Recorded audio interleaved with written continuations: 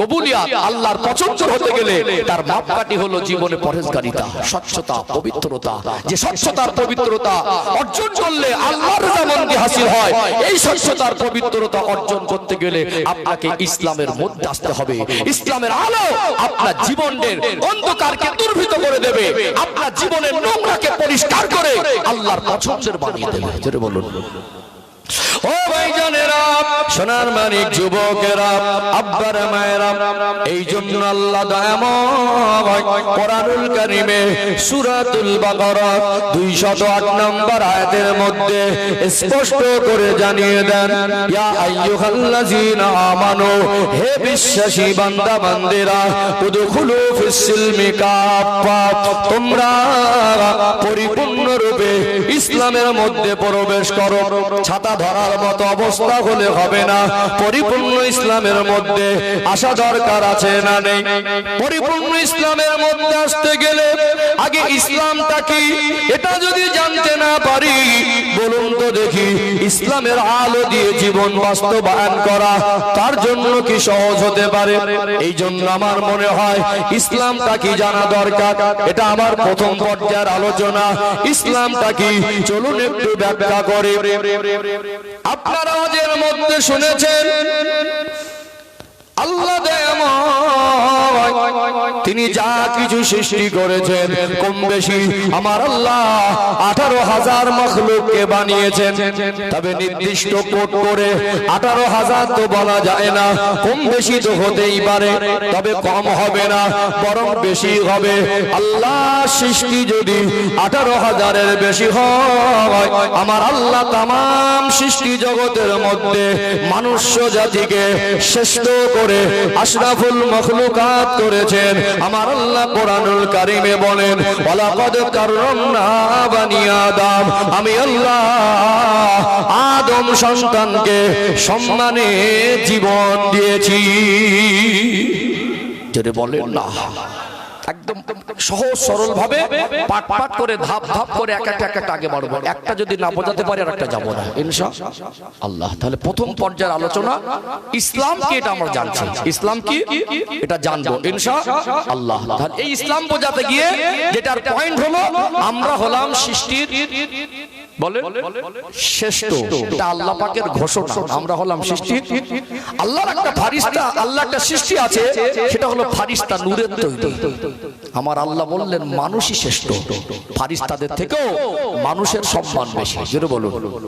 তাহলে আমরা হলাম সৃষ্টির শ্রেষ্ঠ। এখানে একটু ব্যাখ্যা দেই, আল্লাহ আমাদের কেমন শ্রেষ্ঠ করেছেন। নিজের শ্রেষ্ঠত্বের পরিচয় নিজের কাছে একটু অবস্থান পরিষ্কার হওয়া দরকার আছে না নেই?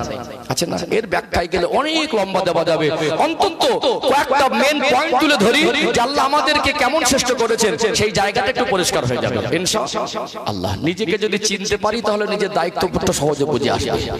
ও ভাইজানেরা, সোনার মানিক যুবকেরা, আব্বারা মায়েরা, আল্লাহ পাক যে ঘোষণা দিলেন, ওয়ালাকাদ কাররামনা বানি আদম, আমি আল্লাহ আদম সন্তানকে সম্মানে জীবন দিয়েছি। আল্লাহ যে মানুষকে শ্রেষ্ঠ করেছেন এটা অতি সহজে অনুমান করা যায়। চলুন আল্লাহ আমাদের কেমন শ্রেষ্ঠ করেছেন একটু সংক্ষিপ্ত আকারে ব্যাখ্যা দেই।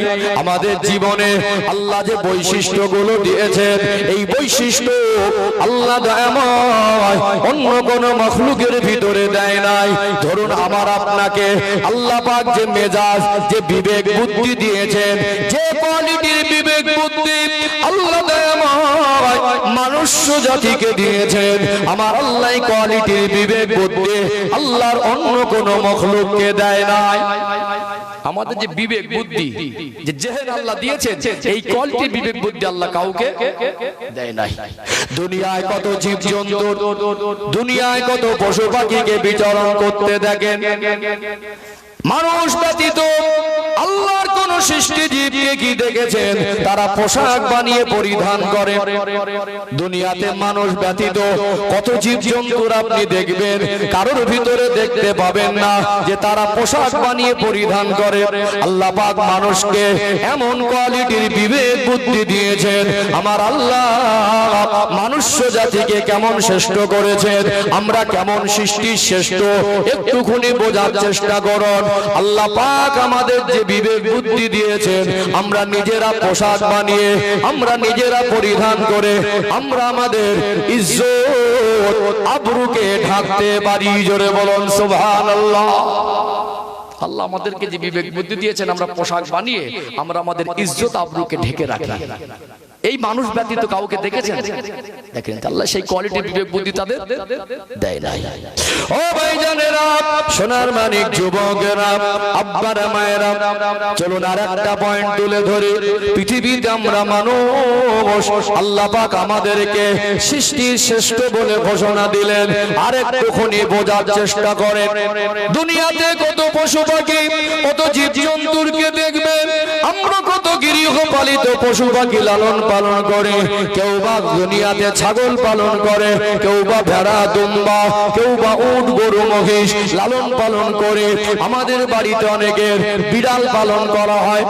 মনে রাখবেন আমরাও খাই, আমরাও ঘুমাই, আমাদেরও পেশাব পায়খানার প্রয়োজন হয়।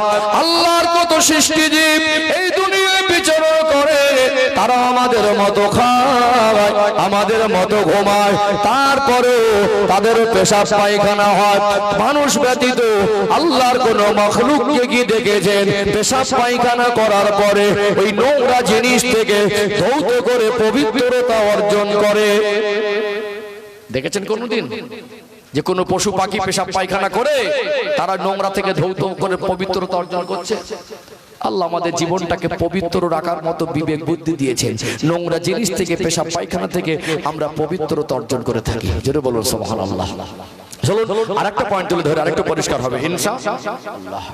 ও ভাইজানেরা, সোনার বাণিক যুবকেরা, আব্বারা মায়েরা, কোরআনুল কারীমের 30 নম্বর পারার মধ্যে একটি সূরা আছে, সূরার নাম হলো সূরাতুত তিন। সূরাতুত তিনের মধ্যে 4 নম্বর আয়াতে আল্লাহ স্পষ্ট করে জানিয়ে দেন, লাকাদ খালাকনাল ইনসানা ফি আহসানি তাকওয়িম। আমি আল্লাহ মানুষকে অতি সুন্দর ভাবে বানিয়েছি।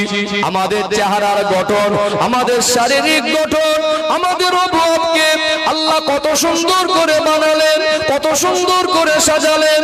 যেখানে চোখের জায়গায় চোখ, নাকের জায়গায় নাক, হাতের জায়গায় হাত, আমার আল্লাহ যদি কোন অঙ্গ প্রত্যঙ্গকে একটু ওলট পালট করে দিতেন আমাদের জীবনটা বড় কঠিন হয়ে যেত। যদি চোখটা আল্লাহ মুখে কপালে না দিয়ে পায়ের গোড়ালির নিচে দিয়ে দিতেন, বলুন তো জীবনটা কঠিন হতো কি হতো না? যারা ওই চাষবাসের কাজ করে বা রাস্তা যে পরিমাণে ধুলো, আল্লাহ কপালে চোখটা না দিয়ে যদি পায়ের গোড়ালির নিচে দিতেন, কি মনে হয় অসুবিধা হতো না? হতো না। আল্লাহ পাক বলছেন, লাকাদ খালাকনাল ইনসানা ফি আহসানি তাকওয়িম। আমি আল্লাহ মানুষকে অতি সুন্দর ভাবে বানিয়েছি। আমাদের শারীরিক গঠন দেখেছেন আল্লাহ কত সুন্দর করে সাজালেন।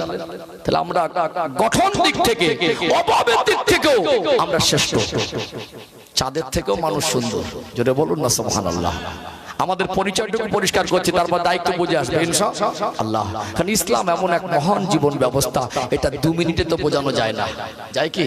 এর ভিতরে যত বিস্তারিত ব্যাখ্যায় যাব তত ইসলামের সৌন্দর্যটা প্রকাশ পাবে।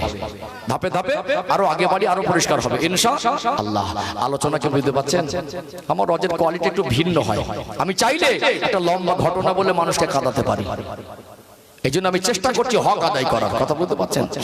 ও ভাইজানেরা, সোনার মানিক যুবকেরা, আব্বারা মায়েরা, আর একটা তথ্য আজকে মানুষকে বোঝানো সহজ হয়ে গেছে। আল্লাহ আমাদেরকে কত নিখুঁত ভাবে বানালেন। আজকে ভারতবর্ষের নাগরিকদের একটা ডকুমেন্ট হলো আধার কার্ড, বায়োমেট্রিক আপডেট করতে হয়। গোটা বিশ্বের মধ্যে মানুষের সংখ্যা যত বেশি, তাদের হাত আর পায়ের আঙুলের সংখ্যা তার থেকে 20 গুণ বেশি। জনসংখ্যায় মানুষ যতটা, হাত আর পায়ের আঙুলের সংখ্যা তার থেকে 20 গুণ বেশি না কম। পৃথিবীতে আল্লাহ কত নিখুঁত করে বানালেন। আমরা আমাদের অপরাধ নিয়ে ভাবি না, আল্লাহ সৃষ্টি জগৎকে নিয়ে একটু ভাবি না। আমার আল্লাহ লক্ষ লক্ষ কোটি কোটি মানুষকে বানালেন, কারোর চেহারার সঙ্গে কারোর চেহারার মিল নাই। 50টা কালো ছাগলকে এক জায়গায় দিয়ে আপনার ছাগলটাকে খুঁজে বার করতে কষ্ট হবে। 50টা পাখিকে এক জায়গায় দিয়ে আপনার 4টে পাখিকে খুঁজে বার করতে অসুবিধা হবে। বরং আল্লাহ কত নিখুঁত করে বানালেন।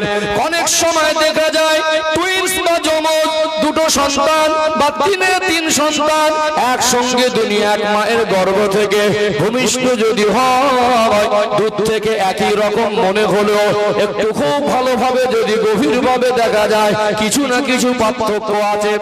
আল্লাহ কত নিখুঁত করে বানালেন। হাতের আঙুল ছোট্ট একটা জায়গা, এই ছোট্ট আঙুল একটা বাচ্চা যখন ভূমিষ্ঠ হয় সামান্য 100 থেকে 200 পরিমাণ, হাজার হাজার নয়, লক্ষ লক্ষ নয়, কোটি কোটি মানুষ কারোর আঙুলের ছাপের ফিঙ্গারপ্রিন্টের সঙ্গে কারোর মিল নেই। আমার আল্লাহ মানুষকে নিখুঁত ভাবে বানিয়েছেন। জোরে বলুন সুবহানাল্লাহ। আল্লাহর কথাগুলো কত দামি। আল্লাহ যে বলেছেন তোমরা শ্রেষ্ঠ, আর তার বাস্তবতা পৃথিবীর কোন বিদ্বান, কোন বুদ্ধিজীবী, কোন ব্যক্তি, কোন এডুকেটেড পারসন, সে যত বড় মহাপণ্ডিত মনে করুক না কেন, আল্লাহর কোরআনের কথার একটা শব্দ কেটে দেওয়ার ক্ষমতা পৃথিবীর কারণ নেই। প্রত্যেকটা সেন্টেন্স, প্রত্যেকটা লাইন, প্রত্যেকটা বাক্য এক একটা কথা ধার ভার আছে। যালিকাল কিতাবু লা রাইবা ফি, ভুল তো দূরের কথা, সন্দেহের অবকাশ পর্যন্ত নেই। ভাবুন তো, যদি জীবজন্তুর পশু পাখি যেমন এক ঝাঁকে অনেকটা সাদা বক থাকে, থাকে না? একই রকম লাগে না? কিছু কিছু পাখি আছে একই রকম দেখতে, মিল পাওয়া যায়, কোনটা খুঁজে গেলে খুঁজতে পারবেন না। যদি আল্লাহ আমাদের চেহারা ভিন্ন ভিন্ন না করতেন, নিজের স্ত্রী আর ভাইয়ের স্ত্রীর চেহারা যদি হুবহু একরকম হতো, আমার কথা কি বুঝতে পারছেন? নিজের মা আর নিজের খালার চেহারা যদি একরকম হতো, নিজের শালী আর নিজের স্ত্রীর চেহারা যদি একরকম হতো, আমার কথা মনে বুঝতে পারছেন না? তাহলে গোটা পৃথিবীতে আমাদের জীবনের পবিত্রতা বজায় রাখাটা অনেক কঠিন আর জটিল হয়ে যেত। পদে পদে আমরা ধাক্কা খেতাম, কখন স্ত্রীর বলে বসে শালীকে, কখনো বড় ভাইয়ের স্ত্রীকে হয়তো স্ত্রী সম্বোধন করে ডেকে হতো না। পৃথিবীতে আমরা কোটি কোটি মানুষের মাঝেও সন্তান তার পিতাকে সহজে চিনতে পারে। পৃথিবীতে কোটি কোটি মানুষের মাঝেও স্বামী তার স্ত্রীকে চিনতে পারে, স্ত্রী তার স্বামীকে চিনতে পারে, মা তার সন্তানকে চিনতে পারে। আল্লাহ কত নিখুঁত ভাবে বানালেন। ওয়ালাকাদ কাররামনা বানি আদম, আমি আল্লাহ তোমাদের সম্মানের জীবন দিয়েছি। এই সম্মান ঐতিহ্য বজায় যাতে থাকে, আল্লাহ সেই সিস্টেম পদ্ধতিটাও সৃষ্টিগতভাবে আল্লাহ মানুষের মধ্যে দান করেছেন। জোরে বলুন। আমার প্রত্যেকটা কথা রেফারেন্স সহ পাঠ পাঠ করে বলে যাবো ইনশাআল্লাহ। চলুন এখানে আরেকটা পয়েন্ট তুলে ধরি। আলোচনা অসুবিধা হচ্ছে নাকি? এখানে একটা পয়েন্ট তুলে ধরি। আমি বুঝতে পারছি না, আমি বিভিন্ন পরিবেশে কথা বলি, তো আপনারা আমার কথাগুলো আজকে কিভাবে নিচ্ছেন বুঝতে পারছি না। হ্যাঁ, আমার আজকে কোয়ালিটি ভিন্ন রকম হয়তো, এই জন্য আমি বুঝতে পারছি না আপনারা কতটা আমার কথাগুলো নিতে পারছেন। আমি চেষ্টা করছি সহজ সরলভাবে তুলে ধরা। ও ভাইজানেরা, সোনার মানিক যুবকেরা, আব্বারা মায়েরা, কোরআনুল কারিমে 30 নম্বর পারা সূরাতুন নাবার মধ্যে আমার আল্লাহ বলেন, ওয়াখালাকনাকুম আজওয়াজা, আমি আল্লাহ প্রত্যেকটা বস্তুকে জোড়ায় জোড়ায় সৃষ্টি করেছি। বলুন, নারী আর পুরুষ আছে না নেই? আল্লাহ পাক কেমন ভাবে জোড়ায় জোড়ায় সৃষ্টি করেছেন, নির্দিষ্ট একটা সময় আল্লাহ পাক সৃষ্টিগতভাবে নারী এবং পুরুষ উভয়ের মধ্যে যৌবন জীবন দেন। এই যৌবন জীবনের পবিত্রতা যাতে বজায় থাকে, এই জন্য আমার আল্লাহ বিবাহের মতো উত্তম সিস্টেম নিয়ম পদ্ধতি মানুষ জাতির জন্য দিয়েছেন। পৃথিবীতে যদি আমাদের এই বিবাহ বন্ধনে আবদ্ধ সিস্টেম পদ্ধতি না থাকতো, আল্লাহ দয়াময় তিনি যদি জোড়ায় জোড়ায় না বানাতেন, আমাদের যৌবন জীবনের পবিত্রতা কিন্তু সহজ হতো না। আল্লাহ পাক পৃথিবীর মানুষকে তেমন উত্তম জীবন ব্যবস্থা দিলেন যাতে মানুষের জীবনের যৌবন জীবনের পবিত্রতা বজায় থাকে।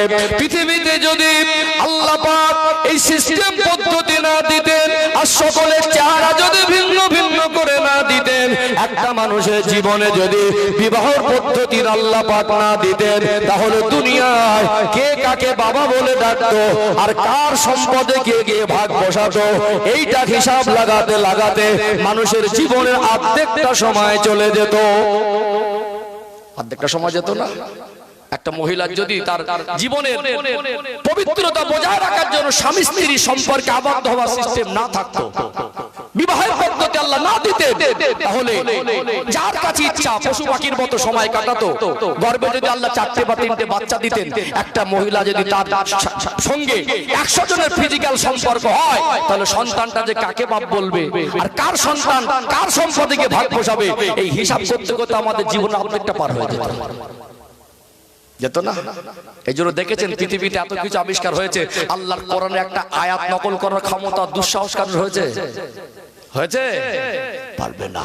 যত ব্যাখ্যায় যাবে তত এর ভিতর থেকে শিক্ষামূলক বিষয় বেরিয়ে আসবে।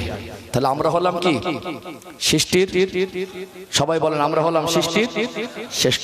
ভাবতে পারেন এই কথাটা ছোট না, শুনে শুনে পানির মতো হয়ে গেছে, কিন্তু আল্লাহ যা কিছু সৃষ্টি করেছেন সৃষ্টি জগতের মধ্যে আল্লাহ মানুষকে শ্রেষ্ঠ করেছেন। জোরে বলুন।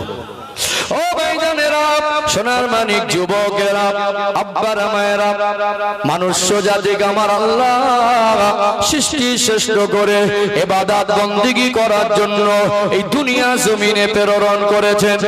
কোরআনুল কারীমের 29 নম্বর পারা শুরুতে একটি সূরা আছে, সূরার নাম হলো সূরাতুল মুলক। সূরাতুল মুলক হলো কোরআনুল কারীমের 67 নম্বর সূরা। সূরাতুল মুলকের 2 নম্বর আয়াত আল্লাহ পাক বলেন, আল্লাযী খলাকাল মাউতা ওয়াল হায়াতা লিয়াবলুয়াকুম আইয়ুকুম আহসানু আমালা। আমি আল্লাহ হায়াত আর মওতকে এই জন্য সৃষ্টি করেছি আমার বান্দা বান্দীকে পরীক্ষা করার জন্য। দুনিয়া আল্লাহ পাঠিয়েছেন, আল্লাহ ডেকে নেবেন, কুল্লু নাফসিন যায়িকাতুল মাউত, প্রত্যেকটা নফসকে মৃত্যুর স্বাদ গ্রহণ করতে হবে। দুনিয়ার জীবনে যা কিছু করেছি এই জীবনের হিসাব আল্লাহর কাছে তিল তিল করে বুঝে দিতে হবে। মন মর্জি চলার জন্য আল্লাহ পাঠায় নাই, ইচ্ছা মতো চলার জন্য আল্লাহ পাঠায় নাই। যেমন আল্লাহ মানুষকে সৃষ্টির শ্রেষ্ঠ করেছেন, দুনিয়া জমিন আল্লাহ পাঠিয়েছেন এই মানুষ কিভাবে জীবন যাপন করবে, এই মানুষ কিভাবে জন্ম থেকে মৃত্যু পর্যন্ত জীবন অতিবাহিত হবে। আল্লাহ যে সৃষ্টিকে সব করে শ্রেষ্ঠ করলেন, তাদের জীবনে যাতে সম্মান বজায় থাকে, শান্তি বজায় থাকে, শৃঙ্খলা বজায় থাকে, তারা যাতে সম্মানের সঙ্গে মাথা উঁচু করে দুনিয়ায় জীবন যাপন করতে পারে, আল্লাহর ইবাদত বন্দেগী করতে পারে। আমার আল্লাহ সৃষ্টির শ্রেষ্ঠ মানুষ্য জাতিকে তাদের জীবন যাপনের গাইডলাইন, জীবন যাপনের নিয়ম পদ্ধতি, জীবন বিধান হিসাবে আমার আল্লাহ ইসলাম নামক জীবন ব্যবস্থাকে উপহার স্বরূপ দিয়েছে। যেটা বলেন যে ইঞ্জিন কোম্পানি যেটা আবিষ্কার করেছে, ইঞ্জিন গাড়ির ইঞ্জিন, তার গাইডলাইন তারাই দিয়েছে যে ইঞ্জিনটাকে কিভাবে চালাতে হবে। পেট্রোলের চাকায় যদি মোবিল দিয়ে দেই বা পানি ঢেলে দেই, গাড়ি চলবে? গাড়ি চলবে না। অথবা যেখানে মোবিল ঢালা হয় ইঞ্জিন অয়েল, ওখানে যদি পেট্রোল দিয়ে পেট্রোলের ট্যাঙ্কিতে যদি মোবিল দিয়ে দেয়, চলবে? ওটা একটা গাইডলাইন আছে না? তাহলে আল্লাহ স্রষ্টা আমাদেরকে পাঠালেন, আমাদের জীবন যাপন কোন পদ্ধতিতে হলে সৃষ্টিকর্তা ভালো জানেন যে জীবনটা শান্তি পাবো, জীবনে স্বচ্ছতা বজায় থাকবে, পবিত্র বজায় থাকবে। এই জন্য আল্লাহ ইসলাম নামক শান্তির পথ, জান্নাতের পথ, পবিত্রতার পথ, এই যে সৃষ্টির শ্রেষ্ঠ, এই শ্রেষ্ঠত্ব বজায় রাখার পথ, সেই নিয়ম পদ্ধতি, সেই জীবন যাপনের রূপ আল্লাহ ইসলাম নামক জীবন ব্যবস্থা দিয়েছেন। জোরে বলুন। তাহলে পৃথিবীতে সর্বপ্রথম মানুষ হিসেবে দুজন আসলেন, আর এই দুজনেই আল্লাহর পক্ষ থেকে দুনিয়া আসলেন। তাদের জীবনে ইসলাম ছিল, কি ছিল তাদের জীবনে? তাহলে পৃথিবীর শুরুতে যে দুজন মানুষ সর্বপ্রথম আসলেন তাদের জীবনে কি ছিল, আর আজও আছে, আর কিয়ামত পর্যন্ত থাকবে, এর ভিতর অনেক ব্যাখ্যা আসবে ইনশাআল্লাহ। ও ভাইজানেরা, সোনার মানিক যুবকেরা, আব্বারা মায়েরা, তারপরে মানুষ যখন পথ ভুলে যায়, মানুষ যখন দুনিয়াতে মন মর্জি চলে, আল্লাহ দেখিয়ে দেওয়া রাস্তা থেকে মুখ ফিরিয়ে নেয়, গুমরাহ হয়ে যায়, মুশরিক হয়ে যায়, কাফের হয়ে যায়, শিরক বিদআতে লিপ্ত হয়ে যায়, আল্লাহর পক্ষ থেকে জীবন যাপনের জন্য যে নিয়ম পদ্ধতি দেওয়া হয় তার নাম হলো ইসলাম। এই ইসলামের পথ থেকে বেরিয়ে গিয়ে নিজেরা নিয়ম তৈরি করে ওই নিয়মের একটা নাম দিয়ে বলে এটাও ধর্ম। ওই ধর্ম বলে যারা চালাতে থাকে, আমার আল্লাহর অফুরন্ত দয়া, আল্লাহর অফুরন্ত করুণা, আল্লাহ যে মানুষকে সৃষ্টির শ্রেষ্ঠ করেছেন, আমার আল্লাহ আমাদেরকে অনেক বেশি ভালোবাসেন। এই মানুষ পথ ভুলে গেলে, শিরকে লিপ্ত হলে, কুফরে লিপ্ত হয়ে গেলে, আল্লাহর পথ থেকে সরে গেলে, আল্লাহ পাক তাদেরকে পুনরায় সতর্ক করার জন্য, সুপথগামী করার জন্য, যাতে তাদের জীবনে শান্তি আর শৃঙ্খলা বজায় থাকে, যাতে তাদের জীবনের শ্রেষ্ঠত্ব আর পবিত্রতা বজায় থাকে, যাতে তারা দুনিয়ার জমিনে সম্মানে মাথা উঁচু করে চলতে পারে। আমার আল্লাহ যুগ যুগ ধরে এই সাধারণ মানুষ, পথ ভোলা মানুষদেরকে সুপথগামী করার জন্য আমার আল্লাহ অসংখ্য গণিত নবী রাসূল পয়গম্বরকে আমার আল্লাহ প্রেরণ করেছেন। জোরে বলুন সুবহানাল্লাহ।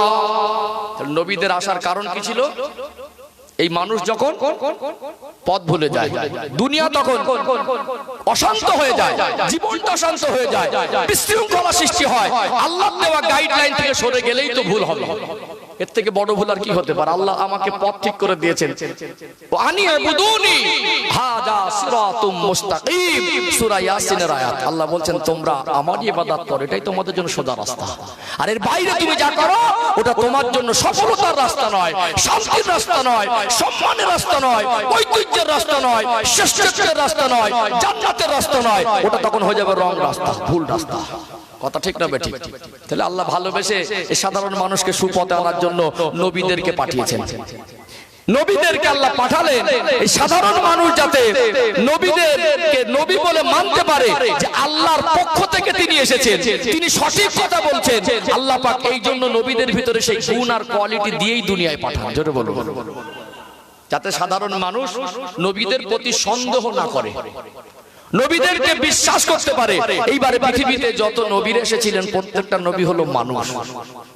ভালো করে বুঝবেন, যদি আল্লাহ মানুষ জাতিকে সুপথ প্রাপ্ত করার জন্য, বোঝানোর জন্য, হেদায়েত করার জন্য যদি ফারিস্তাকে নবী করে পাঠাতেন, মানুষ বলতো আল্লাহ মানুষকে শ্রেষ্ঠ করেছেন, আমি ফারিস্তাকে কেন নেতা বলে মানব? যদি আল্লাহ জিনকে নবী করে পাঠাতেন, মানুষ বলতো আল্লাহ মানুষ জাতিকে শ্রেষ্ঠ করেছেন, অর্থাৎ যে সৃষ্টি তার শ্রেষ্ঠত্ব থেকে শ্রেষ্ঠত্বের দরজায় নেই, তাকে কেন আমি নেতা বলে বলতো না? কিন্তু আল্লাহ মানুষ জাতির জন্য যে নবীদেরকে পাঠিয়েছেন, নবীরা মানুষ, জিন নয়, ফারিস্তা নয়, কিন্তু আমার আপনার মতো কোয়ালিটি কোয়ান্টিটির মানুষ নয়। আল্লাহ তাদের ভিতরে স্পেশালিটি রেখেছেন, আল্লাহ তাদের ভিতরে বিশেষ বৈশিষ্ট্য দিয়েছেন, যে বৈশিষ্ট্যগুলো সাধারণ মানুষের মধ্যে নেই। এক নম্বর বৈশিষ্ট্য, যারা নবী হন আল্লাহ তাদের চরিত্রকে পবিত্র করেন। পৃথিবীতে আমাদের জীবন যাপন, বেড়ে ওঠা, চলাফেরা, এটা স্বাভাবিক আর সাধারণ। নবীদের ক্ষেত্রে এটা ব্যতিক্রম। আমরা ছোটবেলা থেকে বড় হয়েছে, কে বলতে পারবো জীবনে গালি দেয়নি? বলতে পারবেন? জীবনে হিংসা করিনি বলতে পারবেন? জীবনে কাউকে ছোট বড় বলিনি বলতে পারবেন? জীবনে কোনো অন্যায় নেই বলতে পারবেন? কুল্লু বানি আদম খাত্তাউন, সাধারণ ভাবে নবীরা ব্যতীত প্রত্যেকটা আদম সন্তান হলো গুনাহগার। আর কুল্লু নবিয়্যিন মাসুম, সমস্ত নবীরা হলেন গুনাহ থেকে পবিত্র। কথা কি বুঝতে পারছেন? যদি ছোট থেকে আমাদের মতো নবীদের স্বাভাবিক জীবন যাপন হতো, একটা সময় কি আমরা যেভাবে ছোটবেলা ঝগড়া করি, গালাগালি করি, মারামারি করি, হিংসা করি, অন্যায় করি, কারোর কাছে একটা ঢিল ছুঁড়ে দিলাম, হ্যাঁ কাউকে একটা গালি দিয়ে দিলাম, একটা সময় যখন নির্দিষ্ট সময় আল্লাহ তাদের দিন প্রচারের হুকুম দিতেন, কিছু মানুষ বলতো তুমি তো গালাগালি দেওয়ার নবী হলে কবে? এই সুযোগ আল্লাহ পৃথিবীর কাউকে দেয়নি। দ্বিতীয়ত, নবীদের আরেকটা বৈশিষ্ট্য হলো নবীদের কাছে ওহী আসে। কি আসে? ওহী। কি আসে? আল্লাহর সঙ্গে তাদের একটা যোগাযোগ থাকে। আল্লাহ পাকের অগণিত ফেরেশতাদের মধ্যে চারজন প্রধানতম ফেরেশতা, এর মধ্যে একজন অন্যতম হলেন জিবরাইল আলাইহিস সালাম। তার মূল কাজ হলো আল্লাহ নবীদের কাছে প্রেরণ করার পারপাসে তাকে ব্যবহার করেছেন, সৃষ্টি করেছেন। তাহলে আল্লাহর সঙ্গে নবীদের যোগাযোগ থাকে, সাধারণ মানুষের কোনো যোগাযোগ থাকে না। আল্লাহ প্রয়োজনে কোনো নবীর উপরে আসমানি কিতাব ওজিফা সহিফা নাজিল করেছেন, আর নবীরা যা বলেছেন একটাও বানানো কথা বলেননি। আল্লাহর পক্ষ থেকে যেটা ওহী এসেছে, যেটা আল্লাহ করতে বলেছেন, বলতে বলেছেন, তার ব্যতিক্রম নবীরা বলেন নাই। নবীরা যেটা বলেন মানুষের জন্য আল্লাহর পক্ষ থেকে বলেন। জোরে বলুন। এটা একটা গেল। তৃতীয় নাম্বার হলো আল্লাহ নবীদের ভিতরে অলৌকিক কিছু ক্ষমতা দেন, সেটাকে মুজিজা বলা হয়। কিছু নির্বোধ, অপদার্থ, অল্পবিদ্যা ভয়ঙ্করী, এরা সাধারণ মানুষ আর নবীকে এক পাল্লা তুলতে চায়। এটা অল্পবিদ্যা ভয়ঙ্করীর ফল। কোন ক্ষেত্রে কথায়, চাল চলনে, লেবাসে, পোশাকে, আদর্শে সাধারণ মানুষ আর নবীদেরকে কোনোভাবে এক পাল্লায় তোলার কোনো অপশন আর সুযোগ নেই। নবীরা মানুষ মানে, কিন্তু আমার আপনার মতো মানুষ নয়। কথা কি বুঝতে পারছেন? নবীদেরকে উম্মতরা যুগ যুগ ধরে যাচাই বাছাই করেছেন। নবীরা সত্যবাদী হয়, তাদের জীবনে কোনোদিন মিথ্যা বলেন না, কোনোদিন কাউকে গালি দেন না, তাদের কথার দ্বারা কারো সম্মান নষ্ট হয় না, কোনোদিন তাদের কর্মজীবন থেকে একটা অবিচার হয় না, একটা জুলুম হয় না, একটা অন্যায় হয় না। তারা স্বচ্ছ জীবন নিয়ে মানুষের কাছে গিয়ে মানুষকে স্বচ্ছ পথে ডাক দেয়। এটা আল্লাহর পক্ষ থেকে। কথা বুঝতে পারছেন? তাহলে ইসলাম যুগ যুগ ধরে ছিল। অনেকে ভুলবশত বলে ফেলে কি জানেন, ইসলামের বয়স 1400 বছর। ইসলামের বয়স 1400 বছর না, পৃথিবীর শুরু থেকে ইসলাম ছিল।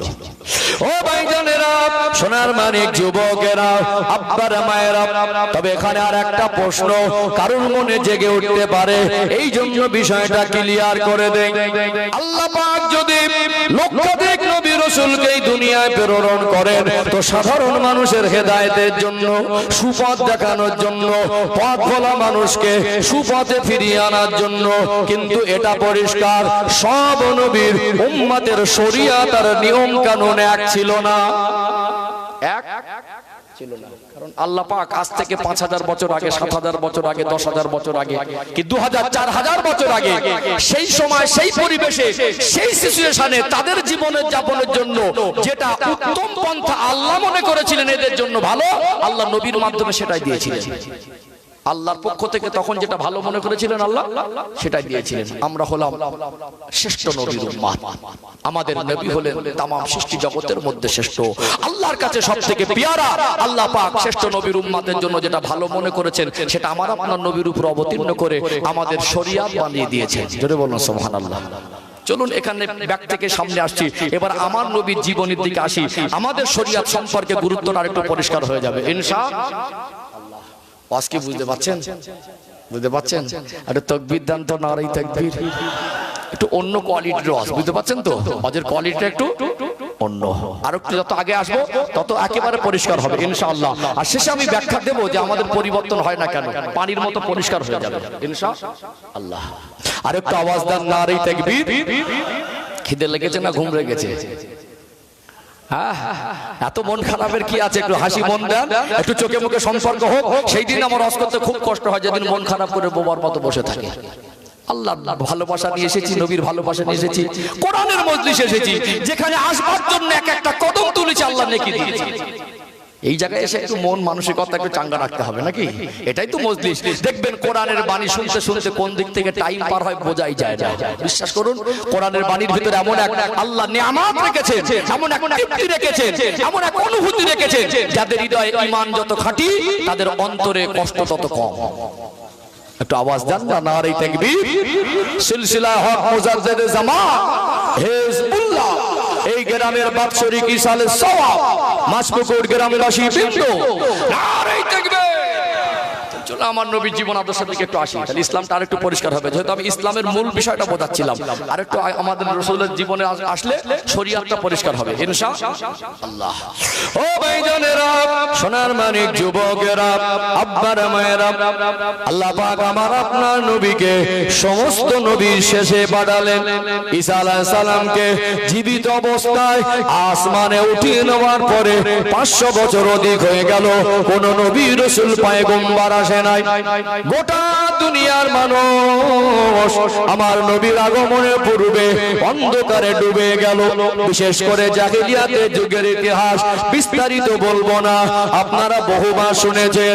আমার রাসূলের আগমনের পূর্বে মক্কার জমিনে বিশৃঙ্খলা ছিল কি ছিল না? জুলুম, অত্যাচার, অন্যায়, অবিচার, পাপাচার, জেনা, ব্যভিচার, লুটপাট, মারামারি, রাহাজানি, মস্তানি, খুন খারাপি। দুনিয়ার জমিনে মানুষ দিশেহারা হয়ে, মানুষ পেরেশান হয়ে, মানুষ শান্তি হারিয়ে তারা দুনিয়ার জমিনে বিশৃঙ্খলা তৈরি করে গোটা দুনিয়াটা উত্তপ্ত করে রেখেছিল। আমার আল্লাহর বড় দয়া, আল্লাহর বড় করুণা। আমার আল্লাহ তাআলা সৃষ্টি জগতের মধ্যে সব থেকে তানাকে বেশি ভালোবাসেন। তিনি অন্য কেউ নয়, তিনি হলেন আমার আপনার নবী। আমার আপনার নবীকে মক্কা নগরে তামাম সৃষ্টি জগতের জন্য রহমত স্বরূপ করে, রহমাতাল লিল আলামিন করে আমার আল্লাহ প্রেরণ করেছিলেন। জোরে বলুন সুবহানাল্লাহ। আমার নবীর বয়স টোটাল হায়াতে জীবন দিয়েছিলেন 63 বছর। কত বছর? 63 বছর। 40 বছর বয়সে আল্লাহ নবুয়ত দিলেন। অনেকে একটা ভুল কথা বলেন, নবী 40 বছর বয়সে নবী, এটা ভুল কথা। আমার আপনার নবীকে আল্লাহ পাক পৃথিবী সৃষ্টির আগে নবী করেছেন। আল্লাহ পাক আমার নবীর নবুয়তের বহিঃপ্রকাশ করেছেন নবীর 40 বছর বয়সে। আল্লাহ নবী নবুয়ত পেলেন মক্কার জমিনে অন্ধকারে ডুবে থাকা মানুষদের মাঝে আল্লাহর পক্ষ থেকে যেটা আমার নবীর উপর অবতীর্ণ হচ্ছে। আমার রাসূলুল্লাহ কোরআনের বাণী নিয়ে অন্ধকারে ডুবে থাকা মানুষদের কাছে পৌঁছাতে লাগলেন। আমার আল্লাহ আমার নবীকে ডিরেকশন দিতে লাগলেন, ওহী করতে লাগলেন। কোরআনুল কারীমের আয়াত নাজিলের সূচনা হলো কখনো একটি আয়াত, কখনো দুটি আয়াত, কখনো 10টি আয়াত, কখনো কমপ্লিট একটি সূরা। আল্লাহ পাক পরিস্থিতিতে 23 বছরের লম্বা প্রসেস নিয়ে আমার নবীর উপরে কোরআনুল কারীমের আয়াত নাজিল করলেন। নবী আমার অন্ধকারে ডুবে থাকা মানুষদের কাছে উত্তম আচরণ আর আল্লাহর পক্ষ থেকে যে বাণী মহামূল্যবান কালাম নিয়ামতে আলা কালাম নিয়ে অন্ধকারে ডুবে থাকা মানুষদের মাঝে পৌঁছালেন, তাদেরকে ইসলাম জিনিসটা বোঝালেন। তাদের জীবনটা পরিবর্তন হয়ে গিয়ে সাহাবার মর্যাদা পেয়ে গেলেন। জোরে বলুন সুবহানাল্লাহ। এই 23 বছরে আল্লাহ কমপ্লিট কোরআনুল কারীমকে নাজিল করলেন। 23 বছর ধরে আল্লাহ পাক সুদকে হারাম করলেন, আল্লাহ পাক ঘুষকে হারাম করলেন, জিনাকে হারাম করলেন। আল্লাহ পাক নামাজ ফরজ করে দিলেন, রোজা ফরজ করে দিলেন। ধনীদের জন্য হজ, যাকাত, কুরবানির আদেশ দিলেন। আল্লাহ যখন যেটা আদেশ করেছেন, নবী আমার সাহাবাদের নিয়ে বহু ঘাত প্রতিঘাতের ভিতর থেকে সেটা বাস্তবায়ন করেছেন সামাজিক ভাবে।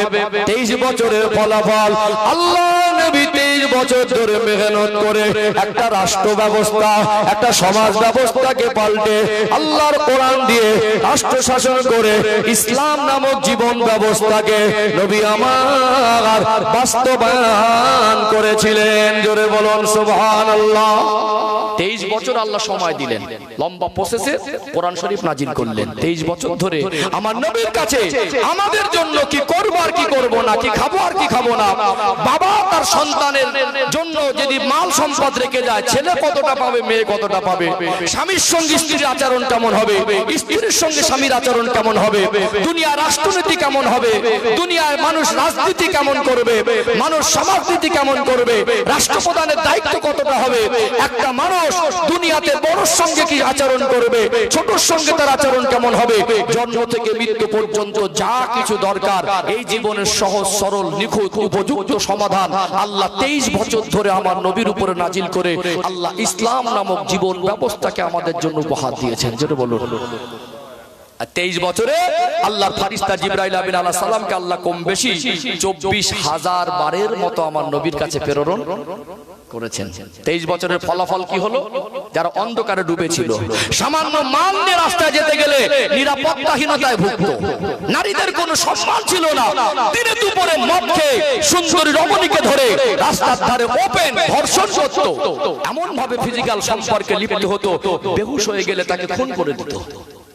আল্লাহর নবী রাষ্ট্র শাসন কায়েম করলেন, কিয়ামত পর্যন্ত পৃথিবীবাসীর কাছে চ্যালেঞ্জ হয়ে দাঁড়িয়ে গেল, নবী আমার আজ থেকে 1400 বছর আগে ইসলাম যেটা মুখে শুনেছি, নবী রাষ্ট্রীয়ভাবে সেটা বাস্তবায়ন করেছেন। যেখানে নারীদের সম্মান ছিল না, আল্লাহর নবী সাল্লাল্লাহু আলাইহি সাল্লাম 23 বছরের ফলাফলে যখন পরিবেশ বাস্তবায়ন করেছেন, নারীরা 100% নিরাপত্তা পেয়ে গেছেন। জোরে বলুন।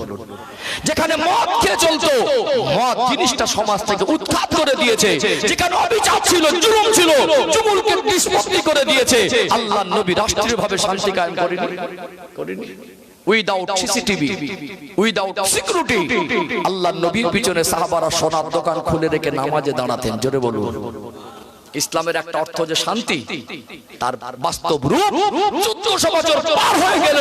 আমার নবী যে পরিবেশ প্রতিষ্ঠিত করেছেন, ইসলাম কায়েম করেছেন, রাষ্ট্রীয়ভাবে সেটা বাস্তবায়ন করেছেন, আজও মক্কা মদিনায় গেলে সচক্ষে সেটা দেখা যায়। জোরে বলবেন না। চিন্তা না, দোকান খুলে রেখে নিশ্চিন্তে আল্লাহর নবীর পিছনে নামাজে দাঁড়াতেন। এটা হলো আল্লাহর পক্ষ থেকে মানুষের জন্য শ্রেষ্ঠ নিয়ম পদ্ধতি, যেটা বাস্তবায়ন হয়েছেন। আমার নবী 23 বছরের মেহনতে দান্দান মোবারক শহীদ হলো, রাসূলুল্লাহ তায়েফের জমিনে রক্তে জমি লাল হয়ে গেল, সাহাবাদের জান মাল কুরবান হলো। আমার রাসূলুল্লাহ 23 বছর মেহনত করে এই ইসলাম নামক জীবন ব্যবস্থাকে প্রতিষ্ঠিত করেছেন না করেন? 23 বছরে যে কোরআনুল কারীমকে আল্লাহ নাজিল করেছেন, এর ভিতরে একটা সেন্টেন্স, একটা ওয়ার্ড, একটা অক্ষর, একটা নোক্তা, একটা জের, একটা জবর পরিবর্তন সম্ভব নয়, আর পরিবর্তনও সম্ভব নয়। এই 23 বছর ধরে আল্লাহ পাক যা আদেশ দিয়েছেন সেটা নবী আমার বাস্তবায়ন করেছেন। এর একটা নিয়ম পদ্ধতি পৃথিবীর কোন শক্তি পরিবর্তন আর পরিবর্তন করতে পারবে না। কারোর কি ক্ষমতা হবে ক্ষমতার বলে নামাজকে 3 ওয়াক্ত করে দেবে? সে পৃথিবীতে যতই দামি মনে করুক, পৃথিবীর মানুষ তাকে ছুঁড়ে ফেলে দেবে। কথা মনে বুঝতে পারছেন না? কারোর কি ক্ষমতা হবে সুদকে হালাল করে দেবে? কারোর ক্ষমতা হবে দুনিয়াতে রোজাকে কমিয়ে 15 দিন করে দেবে? আল্লাহ এমন ভাবে পৃথিবীর মানুষের কাছে ইসলাম নামক জিনিসটা পৌঁছালেন, এটা কিয়ামত পর্যন্ত অক্ষত থাকবে। এর ভিতরে মানুষের কোনো মতামত চলে না, চলবেও না। শুধু কি কোরআন শরিয়াত, না আমার রাসূলের কথাটাও শরিয়াত? একটু হ্যাঁ দেন। শুধু কি কোরআনুল কারীমটা কি শরিয়াত, না নবীর কথাটাও শরিয়াত? পৃথিবীতে এক শ্রেণীর মানুষ হয়তো প্রশ্ন তুলবে কি জানেন, কোরআনুল কারীমের আয়াত তো আল্লাহ নাজিল করেছেন, এটা আল্লাহর বিধান মেনে নিলাম, কিন্তু নবী যেগুলো বলেছেন ওটা মানবো না। অনেকে প্রশ্ন তুলতে পারে না। আর বাস্তবে এক শ্রেণীর মানুষ, একটা দল আছে যারা আহলে কোরআন বলে দাবি করে। কি বলে? আহলে কোরআন। যারা উলামায়ে কেরাম আছেন আমার কথা বুঝতে পাচ্ছেন। এই শব্দটা হয়তো অনেকবার শুনেছেন, এখন সোশ্যাল মিডিয়ায় অনেক কিছু নজরে আসে। তো আহলে কোরআন মানে তারা শুধুমাত্র কোরআনের আদেশ মানে, কিন্তু আল্লাহ পাক স্পষ্ট করেছেন একাধিক আয়াত, একাধিক দলিল দ্বারা যে আল্লাহর কোরআনুল কারীম শুধু সেটাই শরিয়াত নয়, নবীর কথাটাও শরিয়াত। জোরে বলুন।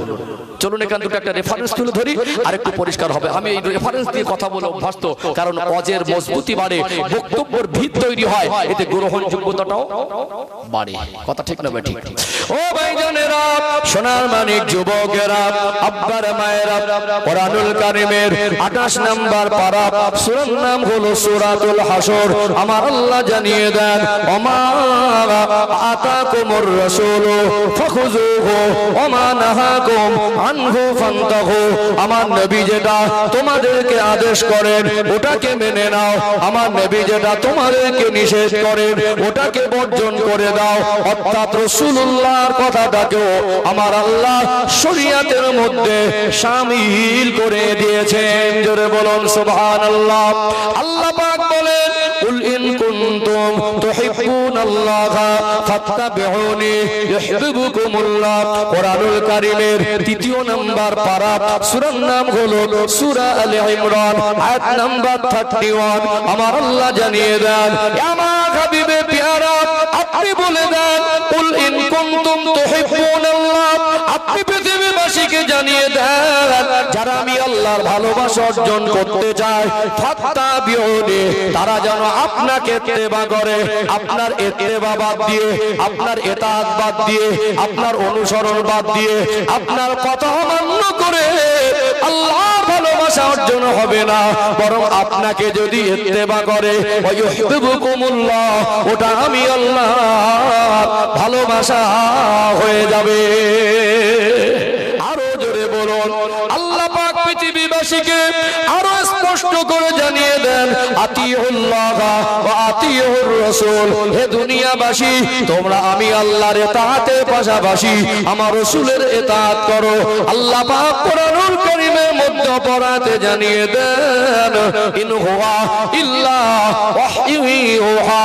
এ দুনিয়ার মানুষ, আমার নবী ইচ্ছাকৃত কোনো কথা বলেন না, আমার রাসূল ইচ্ছাকৃত কোনো কিছু আপনাদেরকে বলেন না। ইন হুয়া ইল্লা ওয়াহয়ুন ইউহা। আমি আল্লাহ যেটা ওহী করি ওটাই তো আমার নবী আপনাদেরকে বলে। 23 বছরে আল্লাহর নবী যা কিছু মানুষ জাতির জন্য শরীয়তের নিয়ম হিসেবে রাসূল বলেছেন, ওটাও নবী নিজের থেকে বলেননি, আল্লাহর পক্ষ থেকে ওহী আল্লাহ স্পষ্ট করেছেন। হাবিব যেটা বলেছেন ওটা আমি আল্লাহর পক্ষ থেকেই বলেছেন। জোরে বলুন। তাহলে ইসলামের ভিতরে যা কিছু নিয়ম পদ্ধতি, একটা কথা, একটা বাক্য, একটা ওয়ার্ড মানুষের তৈরি নয়, মানুষের বানানো নয়, মানুষের ঢোকানো নয়, পরিবর্তন করা সম্ভব নয়। তাহলে নির্ভেজাল নিয়ম পদ্ধতি জীবন যাপনের জন্য কে দিয়েছে? আল্লাহর পক্ষ থেকে এসেছে। এই জন্য আজকে যারা শিক্ষিত মানুষ, আমার ইয়াং জেনারেশন ভাইদের কাছে বলি, এখন যদি মোবাইলে সার্চ করেন গোটা পৃথিবীতে টোটাল ধর্ম সংখ্যা কতটা, গুগল বা চ্যাট জিপিটি বা এআই আর্টিফিশিয়াল ইন্টেলিজেন্স দ্বারা আজকে অনেক রকম তথ্য আপনারা উপলব্ধি করছেন, গিয়ে সার্চ করে দেখবেন, গুগল আপনাকে তথ্য দেবে 3.5 থেকে 4 হাজার ধর্মের অস্তিত্ব পৃথিবীতে পাওয়া যায়। কটা? কোন ধর্মকে আঘাত করা, আক্রমণ করা, ছোট করা, এটা আমার যারা উদ্দেশ্য নয়। ইসলামের শিক্ষা আমাকে দেয়নি, তবে আপনারটা আপনার কাছে সম্মানের। আপনি কোনটা মানবেন আপনার পার্সোনাল ম্যাটার। আমি এতটুকু বলতে পারি যে আমরা এমন এক ধর্ম পেয়েছি, এটা মানুষের জন্য আল্লাহ দিয়েছেন, মুসলমানদের জন্য শুধু নয়। এমন এক কিতাব কোরআনুল কারীম মুসলমানদের ব্যক্তিগত ধর্মীয় কিতাব নয়, আল্লাহ মানুষ জাতির জন্য দিয়েছেন। আমার নবী মুসলমানদের জন্য শুধু নবী নয়, আল্লাহ তাকে কুল কায়নাতের জন্য রহমত করে মানুষ জাতির জন্য শিক্ষক আর রহমত করে পাঠিয়েছেন। জোরে বলুন। ইসলাম এমন এক জীবন ব্যবস্থা, এটা মুসলমানদের শুধু ব্যক্তিগত ধর্ম নয়, এটা মানুষ জাতির জন্য, মানুষ জাতির জন্য এসেছে। এই জিনিসটা এইভাবে কিয়ামত পর্যন্ত চ্যালেঞ্জ করা যাবে, দাবি করা যাবে, বুক ফুলিয়ে বলা যাবে, এমন এক জীবন ব্যবস্থার পথ আমরা পেয়েছি। এটা আমাদের সৌভাগ্য। এই পথটা সৃষ্টিকর্তার পক্ষ থেকে এসেছে। এটা হাজার বার নয়, লক্ষবার, কোটিবার সহজ সরল ভাবে চ্যালেঞ্জ গ্রহণ করে পৃথিবীর কাছে প্রমাণ করা সম্ভব। ইসলাম ব্যতীত কোন পথ, কোন মত, কোন মাযহাব, কোন পদ্ধতি যেটা মানুষ ধর্ম বলে মানে, ওটা যে রবের পক্ষ থেকে নির্ভেজাল এসেছে, কিয়ামত পর্যন্ত চ্যালেঞ্জ গ্রহণ করে প্রমাণ করার ক্ষমতা কারণ হবে না। এই জন্য গোটা বিশ্বের মধ্যে মুসলমানের সংখ্যা বাড়ছে না কমছে? আল্লাহর নবী সাল্লাল্লাহু আলাইহি সাল্লাম 23 বছরের খেদমতে 1.5 লাখ কম বেশি সাহাবা রেখে গেলেন। কলাক আজকে সংখ্যাটা 200 কোটির বেশি ছাড়িয়েছে। ইসলামের সত্যতা যাতে প্রকাশ না হয়, পৃথিবীতে তো আরো হাজারো ধর্ম আছে, আছে না নেই? দেখেছেন অন্য কোন ধর্ম নিয়ে এত মাথা ব্যথা করা হতে? দেখেছেন অন্য কোন ধর্মের মানুষের উপরে এত আক্রমণ আর তাদের নিয়ে এত চর্চা করতে? এক শ্রেণীর মানুষের ভয় হয়, ইসলামের সত্যতা মানুষের কাছে পৌঁছে গেলে মানুষকে ধরে বাধা দিয়ে আটকে রাখা যাবে না। এই জন্য গোটা বিশ্বের পরিসংখ্যান বলছে, যত দিন গড়াচ্ছে মানুষ যত অশান্তিতে ভুগছে, মানুষ যত পেরেশানিতে পড়ছে, মানুষ যত দিশেহারা হচ্ছে, শান্তি খুঁজতে খুঁজতে কোন পথটা শান্তির পথ, কোনটা শ্রেষ্ঠ পথ, কোনটা রবের পক্ষ থেকে পথ, কোনটা তার জন্য উপযুক্ত পথ, কোনটা আল্লাহর পক্ষ থেকে তার জন্য শান্তির পথ, মানুষ খুঁজতে খুঁজতে ইসলামের দ্বার কোণে আসছে। ইসলামকে নিয়ে যত বদনাম করে, যত চক্রান্ত করে, ইসলামের একটা যারা ক্ষতি করতে পারবে না। ইসলামকে মিটাবার কোন শক্তি পৃথিবীতে কিয়ামত পর্যন্ত হবে না। ইসলাম পৃথিবীর শুরু থেকে ছিল, আজ পর্যন্ত থাকবে। তার জন্য আজকে অনেক মানুষ প্রতিনিয়ত, যারা গবেষক, যারা এডুকেটেড পারসন, যারা বৈজ্ঞানিক, যারা দার্শনিক, আজ গোটা বিশ্বের বড় বড় উঁচু স্তরের মানুষ, তাদেরকে বাধা দিয়ে কেউ আটকে রাখতে পারছে না। স্বেচ্ছায় ইসলামকে বুঝে ইসলামের ছায়াতলে আসছে না, আসে না।